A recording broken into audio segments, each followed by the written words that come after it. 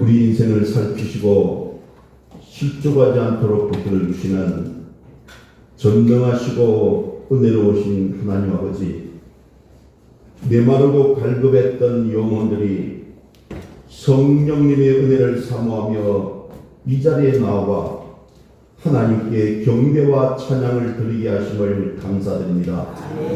오늘 이 예배를 기쁘게 받아주시고 이 예배를 통하여 하나님이 주시는 복을 넘치게 받는 은혜를 더하여 주옵소서.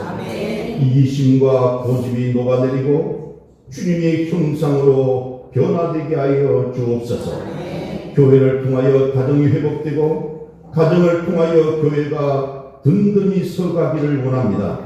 항상 주님을 몰라 구원의 방주에 오르지 못한 자들을 위해 말씀으로 위로와 격려를 아끼지 않게 하시고 하나님의 살아계심이 저희 삶 속에서 나타내어지도록 역사하여 주시기를 원합니다. 교회와 가정이 성령의 충만함을 받아 사람을 살리고 세우며 잃어버린 영혼을 찾아 구원하는 사명을 감당하고 이 시대의 등불이 되고 이 민족의 소망이 되는 우리 교회가 되도록 성령 충만을 주시옵소서. 우리는 물질이 부족해서 일을 하지 못했다는 핑계가 없게 하여 주옵소서. 시간이 부족해서 충성하지 못했다는 변명도 없게 하여 주옵소서. 주님께서 주신 여건에 감사하며 열심히 충성할 때에 앞에서 이끌어 주시고 뒤에서 밀어주시는 하나님의 은혜를 체험할 줄로 믿습니다. 믿음으로 나아가기를 기뻐하시는 주님, 뜻대로 살아가는 저희 모든 성도님들이 되게 하여 주옵소서.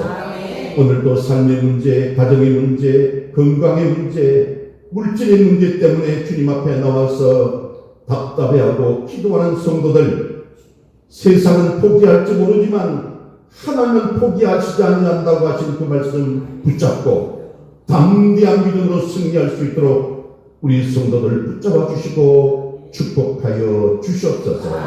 감사드리옵고 예수님 이름으로 기도드리옵나이다. 아멘. 아멘. 할렐루야. 아멘. 주 안에서 평안하셨습니까? 네, 오늘이 4월 마지막 주일입니다.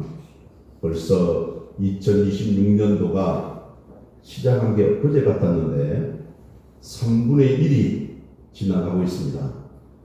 여러분, 금년에 계획하시고 소망하시고 준비하신 모든 일들 잘 되고 있습니까? 오늘 말씀하셨지만 우리 세상 일은 나의 능력으로 되지 아니하고 오직 하나님의 영으로 하나님의 능력으로 되는 줄로 믿으시기를 바랍니다. 더욱더 힘들고 어려울 때 간절히 하나님을 바라보고 하나님의 도움을 구하고 주님 안에서 승리하는 저와 여러분 되시기를 주님 이름으로 축원합니다. 자, 우리 옆에 있는 분들하고 우리 반갑게 인사합니다. 오늘은 샬롬, 주님께서 당신을 사랑하십니다라고 먼저 인사합니다. 시작. 샬롬, 주님께서 당신을 사랑하십니다. 아멘. 아멘.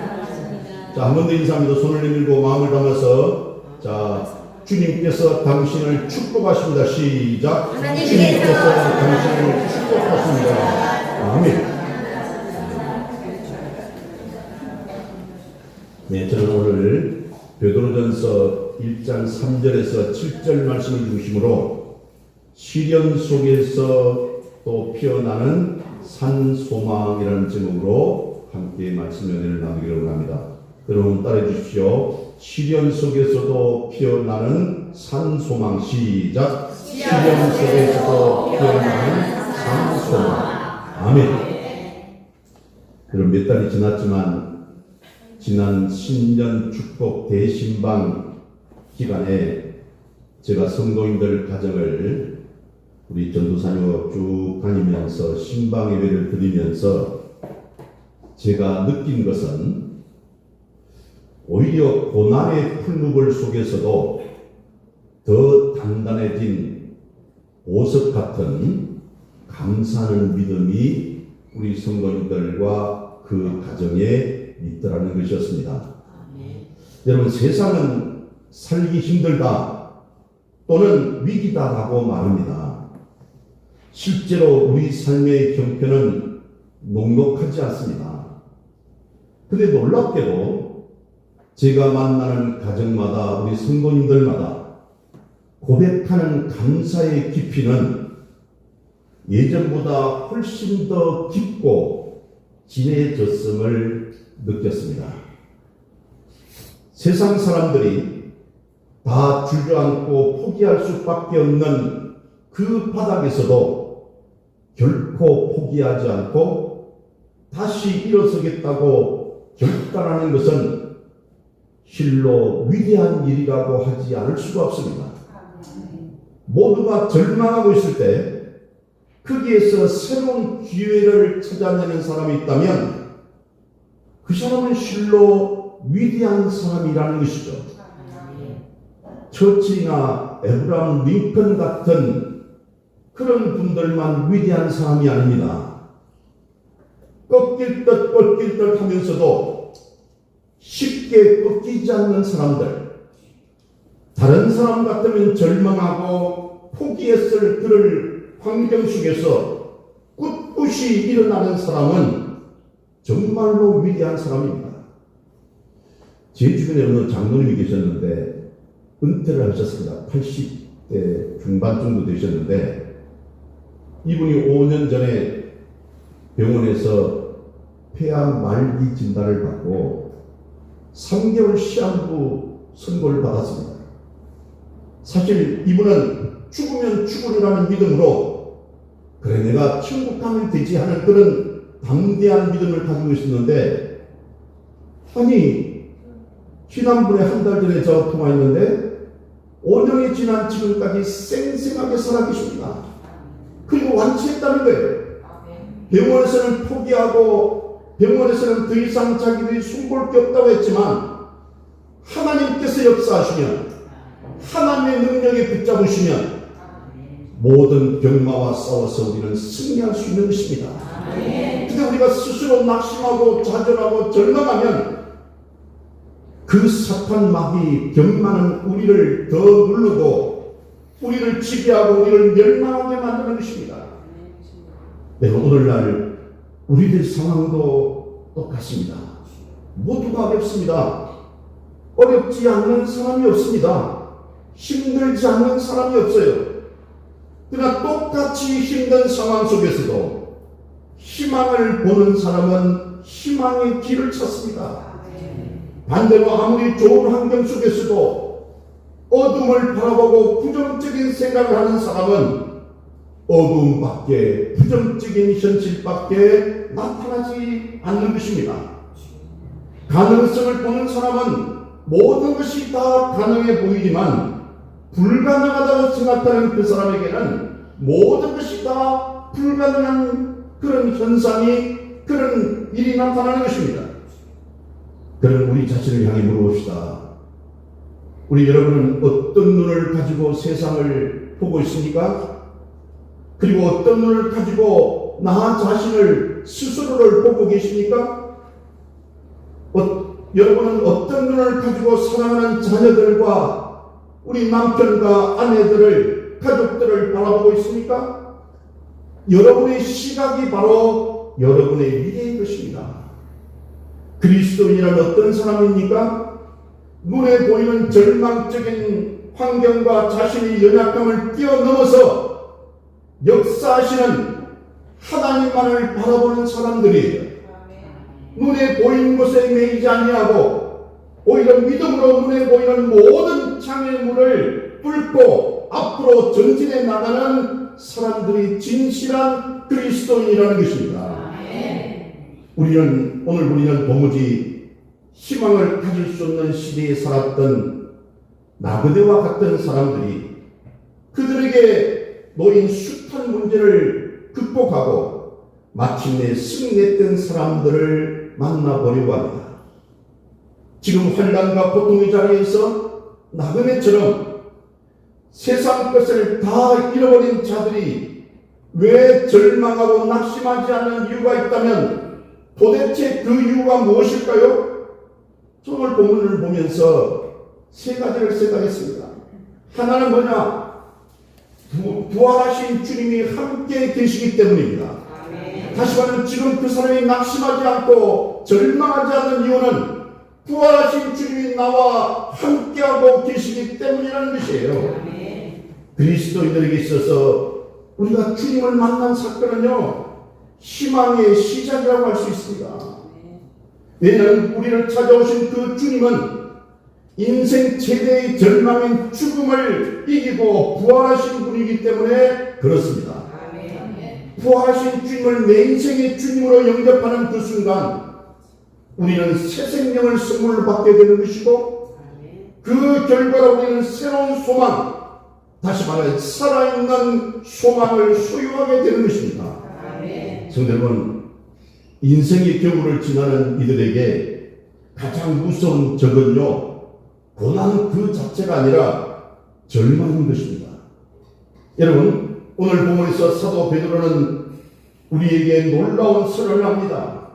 하나님께서 우리에게 산소망, 리빙 호프라고 하는 산소망을 주셨다는 것이에요.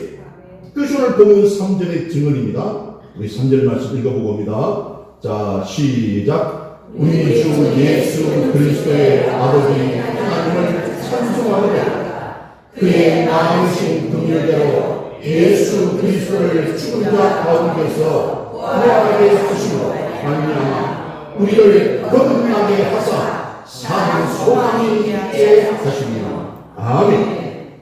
그렇습니다. 여러분, 세상의 소망은 대개 환경에다가 그 뿌리를 둡니다. 전쟁이 멈추기를, 또는 문제가 해결되기를, 경제가 좋아지기를 바랍니다. 물론 귀한 소망이지만 이런 소망은 환경이 나빠지면 금세 시들어버리는 죽은 소망과 같습니다. 뿌리가 뽑힌 꽃처럼 시간이 지나면 결국 말라 죽고 마는 유한한 희망인 것이죠. 그러나 하나님이 우리에게 주신 소망은 살아있는 소망, 산 소망인 것입니다. 아멘. 이 소망의 근거는 변화한 세상이 아니라 예수 그리스도의 부활에 있기 때문이라는 것입니다. 아멘. 부활은 죽음을 뚫고 나온 생명입니다. 아멘. 어떤 절망의 무덤도 가둘 수 없는 역동적인 힘인 것이에요. 그러므로 산 소망을 가진 성도는 환경에 매몰되지 않습니다. 전쟁의 포화 속에서도, 육신의 질병 속에서도, 내일의 기일을 걱정해야 하는 막막함 속에서도 산 소망 있는 사람은 다시 일어설 수가 있는 것입니다. 왜냐하면 우리의 소망은 이미 죽음을 이기신 승리자 예수 그리스도께 단단히 닻을 내리고 있기 때문에 그렇습니다. 사랑하는 여러분, 이 소망을 가진 사람은요, 시선이 달라집니다. 사람은 무엇을 보느냐에 따라서 삶이 달라진다고 하잖아요. 현실만 바라보면 낙심과 절망에 빠지지만 영혼을 바라보면 소망과 새로운 힘을 얻게 되는 것이에요. 누가복음 24장에 보면 엠마오로 가던 두 제자 이야기가 나옵니다. 부활하신 예수님을 만나서 그들이 시선이 바뀌었어요. 십자가에서 죽으신 예수님을 바라보고 그들이 낙심하고 절망했던 그들이 부활하신 예수님을 바라보면서 시선이 바뀌었습니다. 현실을 바라보던 시선이 영혼을 바라보는 시선으로 바뀐 것입니다. 여러분, 이 두 제자는 예루살렘에서 엠마오로 내려가는 길이었습니다. 낙심과 절망 가운데 그렇게 터덜터덜 걸어가고 있는 그런 순간이었어요. 그들은 예수님께서 십자가에 달려 돌아가신 일로 엄청난 충격을 받았기 때문에 그렇습니다. 그들의 시선은 십자가의 죽음이라는 현실에만 머물러 있었습니다. 그러나 그 길에서 부활하신 주님을 만났습니다. 두 눈이 열리고 시선이 바뀌었어요. 십자가의 실패에 머물렀던 시선이 부활의 영광으로 옮겨진 것입니다. 시선이 바뀌자 여러분, 그 사람의 행동이 바뀌었습니다. 낙심하고 절망하면서 예루살렘을 떠나던 그러니 다시 돌이켜서 예루살렘을 향해 가게 만든 것이에요. 절망하며 세상을 향하던 발걸음이 희망을 품고 사명을 향해 나가게 되는 것입니다. 그렇습니다. 여러분, 우리가 부활하신 예수님을 만나면 시선이 달라지는 것이에요. 땅을 바라보던 시선이, 낙심하고 절망하는 시선이 하늘을 바라보는 시선으로, 소망을 바라보고 희망을 바라보는 시선으로 바뀌는 것입니다. 어두운 현실을 바라보는 시선이 희망으로 가득한 영원을 바라보는 시선으로 바뀌는 것이에요. 그리고 그 바뀐 시선으로 행동이 달라지게 되는 것입니다. 영원을 바라보는 시선으로 오늘을 보게 됩니다. 영원을 바라보는 시선으로 오늘을 살게 되는 것이에요. 용기 있게 이렇습니다. 그리고 힘차게 앞을 향해서 달려갑니다. 여러분, 이 부활하신 예수님을 만나셨습니까? 아직도 이 부활하신 예수님을 만나지 못한 분들은 과거에 붙잡혀 있습니다. 과거에 내가 왕년에 뭐 했는데, 또는 과거에 상처받은 일 때문에 아직도 가슴 아파하고 괴로워합니다. 때로는 육신의 질병 때문에 고통받고 괴로워합니다. 나는 희망이 없다, 나는 끝났다고 생각합니다. 그러나 부활하신 주님을 만난 그 사람은 완전히 생각이 바뀌는 것이에요. 여러분, 그 주님이 우리를 만나주시고 우리와 함께 하신다면 우리는 흔들릴 수 없는 소망의 사람이 되는 줄로 믿으시기를 바랍니다. 그래서 이제 우리도 교회의 한 지체가 되어서 이 땅에 살게 하신 이유는 이 소망을 이웃들과 함께 나누기 위해서라는 거예요. 그래서 사도 베드로는 베드로전서 3장 15절에서 이렇게 말합니다. 우리 한번 읽어봅니다. 베드로전서 3장 15절. 자, 시작. 너희 마음에 그리스도를 주로 삼아 거룩하게 하고 너희 속에 있는 소망에 관한 이유를 묻는 자에게는 대답할 것을 항상 준비하되 온유와 두려움으로 하고. 아멘. 여러분, 또한 우리가 이런 소망을 나누어 살아가기로 결심한다면 부활하신 주님께서 저와 여러분, 우리와 함께 하실 것을 믿으시기를 바랍니다. 그래서 마태복음 28장 20절에 내가 분부한 모든 것을 가르쳐 지키게 하라. 볼지어다 내가 세상 끝날까지 너희와 항상 함께 있으리라고 했습니다. 그렇습니다. 이 부활하신 주님이 함께함이 우리에게 가장 진지한 희망의 이유가 된다는 것을 믿으시기 바랍니다. 그렇습니다. 첫 번째 말씀드린 게 뭐였습니까? 우리가 낙심과 절망하지 않는 이유는 뭐라고요? 부활하신 주님이 함께 하시기 때문에 그렇다는 거예요. 여러분, 두 번째는 우리가 낙심하고 절망하지 않는 이유, 두 번째는 하늘나라의 영원한 유업을 우리가 약속받았기 때문입니다. 하늘나라의 영원한 유업을 우리가 약속받았기 때문에 우리가 살아가는 세상은 영원할 것 같지만 사실 모든 것은 시간이 흐르면 낡고 쇠하기 마련입니다. 그러나 하나님께서 우리를 위해 예비하신 유업은 썩지 않고 더럽지 않으며 결코 쇠하지 않는 것으로 이 땅이 아닌 저 하늘에 가장 안전하게 간직되어 있다는 것입니다. 사절에서 사도 베드로가 사용한 세 가지 형용사는 당시 세상의 가치와 하늘의 가치를 극명하게 대조하는 핵심적인 단어들입니다. 본문 4절 말씀 한번 읽어보겠습니다. 4절 말씀, 자, 시작. 썩지 않고 더럽지 않고 쇠하지 않은 유업을 있게 하시나니 곧 너희를 위하여 하늘에 간직하신 것이다. 아멘. 여기 보면 먼저 뭐라고 했습니까? 썩지 않다고 했어요. 그죠? 이 말은 부패하지 않는다, 죽지 않는다는 뜻입니다. 오늘 우리가 가진 주식이나 부동산, 심지어 우리 육체도 시간의 흐름 속에 결국 낡고 부패합니다. 그러나 하나님이 주시는 그 유업은 어떤 외부의 파괴나 시간의 침식 속에도 결코 변질되지 않는 본질적인 생명력을 가지는 거예요. 썩지 않는다는 것이에요. 두 번째는 더럽지 않다고 했어요.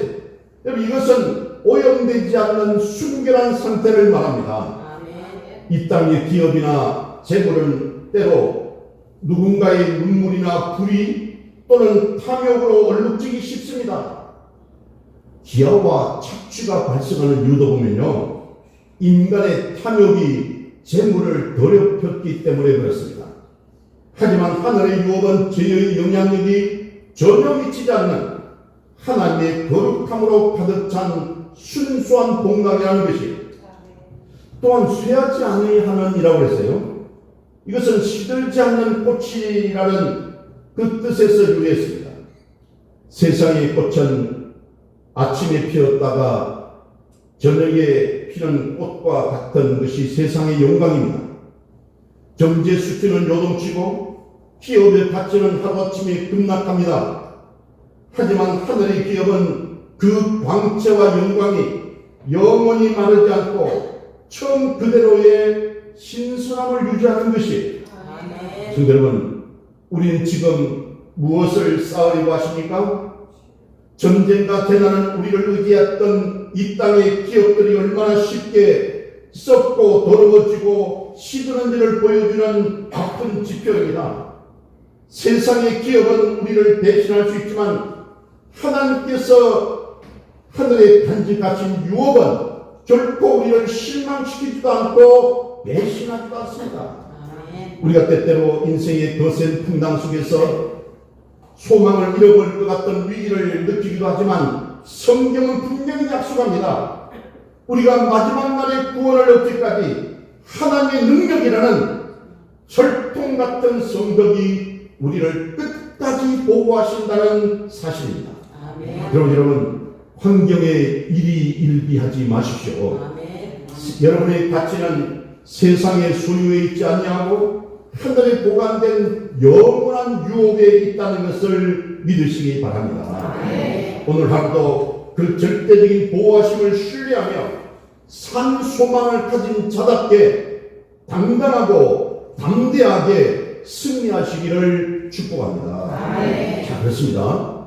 우리가 낙심하고 절망하지 않아야 되는 이유를 제가 두 가지 말씀드렸어요. 첫 번째는 뭐라고 했습니까? 구원하신 주님이 함께 하시기 때문이다. 두 번째는 하늘나라의 영원한 유업을 약속받았기 때문이라는 거예요.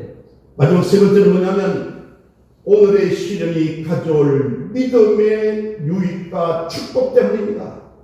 오늘의 고난, 오늘의 시련이 가져올 그 믿음의 유익과 축복 때문이라는 것이 6절에 그 말씀이 있습니다. 우리 6절 말씀 읽어보겠습니다. 6절 말씀, 자, 시작. 그러므로 너희가 이제 여러 가지 시험으로 말미암아 잠깐 근심하게 되지 않을 수 없으나 오히려 그에게 바라봅니다. 아멘. 여러분, 여기 너희가 여러 가지 시험으로 말미암아, 여기서 여러 가지 시험이라는 단어는 본래 여러 가지 색깔이라는 뜻입니다. 형형색색의 시험을 우리는 이 땅에서 경험합니다.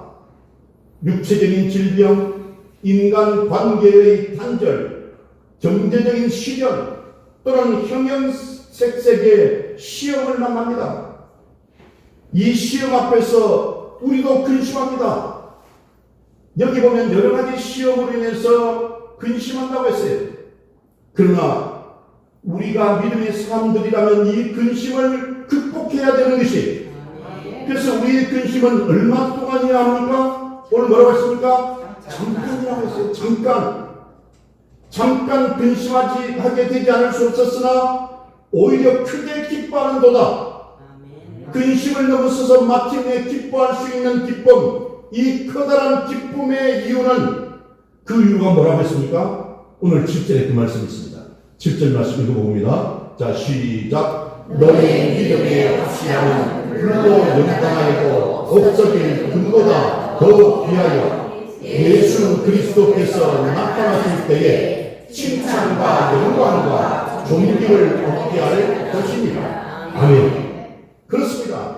믿음의 확실함이 어떤 고난이 당한다 할지라도 우리 예수님께서 다시 나타나실 때에 칭찬과 영광과 존귀를 얻게 할 것이라는 거예요.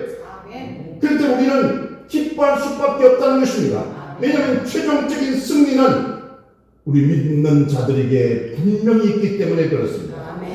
여러분, 최근 이란의 험준한 자코스 산맥에서 벌어진 한 공군 조종사 대령의 구출작전 이야기를 들어보셨습니까? 미 공군의 무패 신하였던 F-15 이 전투기가 이란 그 군의 사격에 의해서 격추가 되었습니다. 그런데 그 조종사는 거기에서 이제 비상 탈출을 했죠. 근데 탈출하면서 너무 이게 다리를 다쳐가지고 다리가 부러졌어요.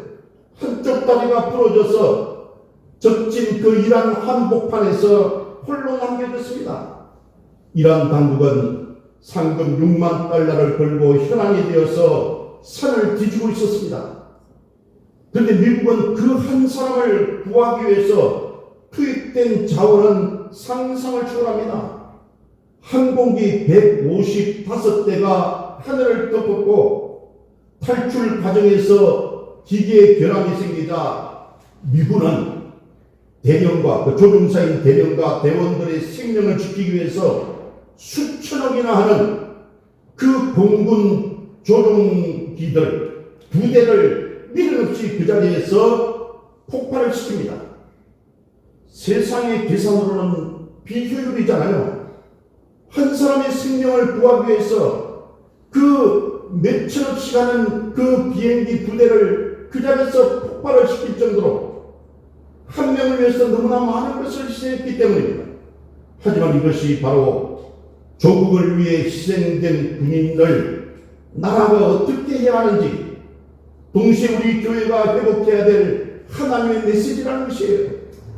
그 공군 조종사 대령은 2100m의 능선을 부러진 다리로 기어오르면서 짧은 무전 한마디를 남깁니다.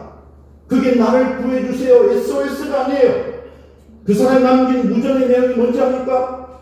그것은 God is good이었어요. God is good. 하나님은 선하시다. 여러분, 이 무전 한마디가 그 영혼들을 깨워일으킨 것입니다. 그런 고립된 절망 속에서도 하나님이 자신을 버리지 아니하실 것과 또한 자신을 찾으러 올 공동체가 있다는 사실을 철석같이 믿었습니다. 그리고 마침내 36시간 만에 조국의 품에 안겼습니다. 여러분, 우리는 기억해야 합니다. 지금 이 순간에도 주님의 이름 때문에 핍박받고 또는 적진 한복판과 같은 고립된 상황에 놓인 이들을 하나님께서는 결코 포기하지 않으십니다. 로마서 8장 32절에 이런 말씀 주세요. 이 말씀 두고 마무리하겠습니다. 자, 시작. 자기 아들을 아끼지 아니하시고 우리 모든 사람을 위하여 넣어주시는 이가 어찌 그 아들과 함께 모든 것을 우리에게 주시지 아니하시느냐. 아멘. 우리를 위해 생명을 내던지신 그 사랑은 세상의 어떤 환난과 핍박도 결코 끊을 수가 없다는 것입니다. 한번 택한 자녀를 하나님은 죽기까지 지키시고 끝내 놓치지 않으십니다. 비록 지금 우리 삶이 불로 연단하는 것 같은 시련 속에 있을지라도 이 고난은 결코 우리를 망하게 하지 못할 것입니다. 오히려 이 연단을 통해서 우리의 믿음은 금보다 더 귀하게 펴질 것이고 주님 다시 오실 그날에 찬송과 영광과 존귀를 얻게 한다는 것입니다. 그래서 여러분 삶 가운데 힘들고 어렵습니까? 고난이 파도처럼 닥칩니까? 육신의 질병 때문에 너무나도 살기가 힘드십니까? 그러나 여러분 안심하십시오. 여러분의 하늘 유업은 썩지 않고 더러워지지 않으며 쇠하지 않도록 하나님께서 간직하고 계신다는 것을 믿으시기를 바랍니다. 저는 말씀드렸습니다. 우리가 낙심하고 절망하지 않아야 하는 이유 3가지를 말씀드렸어요. 첫 번째는 뭐라고요? 그렇습니다. 우리가 낙심하고 절망하지 말아야 하는 첫 번째는 부활하신 주님이 함께하고 계시기 때문입니다. 주님의 동행하심을 믿으시기 바랍니다. 주님이 여러분을 보호해 주시고 인도해 주심을 믿으시기 바랍니다. 두 번째는 뭐라고 했습니까? 그렇습니다. 하늘나라의 영원한 유업을 약속받았기 때문에 그렇습니다. 우리는 이 땅에 사는 것뿐만 아니라 죽어서 천국 가서 영원한 하나님의 은혜 가운데 영생과 안식을 누릴 수 있는 건 아니겠습니까? 그것이 얼마나 큰 축복입니까? 그게 영원한 유업이라는 것이, 그게 이런데 뭐가 두렵습니까? 죽으면 죽으리라는 마음으로 담대하게 나가서 승리하시기를 바랍니다. 세 번째, 우리가 낙심하고 절망하지 말아야 될 이유가 뭐라고요? 오늘의 시련과 고난이 가져올 믿음의 유혹과 축복이 있기 때문에 우리가 고난은 유익이라고 그러잖아요. 고난이 유익이라. 이 시련 속에서도 우리는 그 고난이 가져온 그 뒤에 올 유익과 축복이 있다는 것을 믿어야 된다는 것이에요. 여러분, 현재의 고난에 굴복하지 마십시오. 고난 뒤에 유익이 있고 축복이 있고 영광이 있음을 믿으시기 바랍니다. 우리를 구출하기 위해 모든 것을 거시는 하나님의 그 압도적인 사랑을 신뢰하며 주님께서 주신 산 소망과 강하고 담대한 믿음으로 이 험한 세상에서 이 삶의 문제 앞에서 반드시 승리하는 저와 여러분 되시기를 주님 이름으로 축원합니다. 아멘. 기도하십니다. 거룩하시고 은혜로우신 아버지 하나님, 우리가 때로는 감당하기 어려운 시련과 고난 앞에서 때로는 낙심하고 절망하고 주저한 적도 많았습니다. 그러나 주님께서 우리와 함께 하시고 하늘나라의 영원한 유업을 약속받았고 또한 오늘의 시련과 고난이 가져올 그 유익과 축복을 믿기 때문에 저희들은 결코 낙심하거나 좌절하지 않습니다. 주님, 우리 사랑하는 성도들 붙잡아 주시고 어떤 고난 가운데서도 담대한 믿음으로 승리하게 하여 주시옵소서. 예수님 이름으로 기도드리옵나이다. 아멘.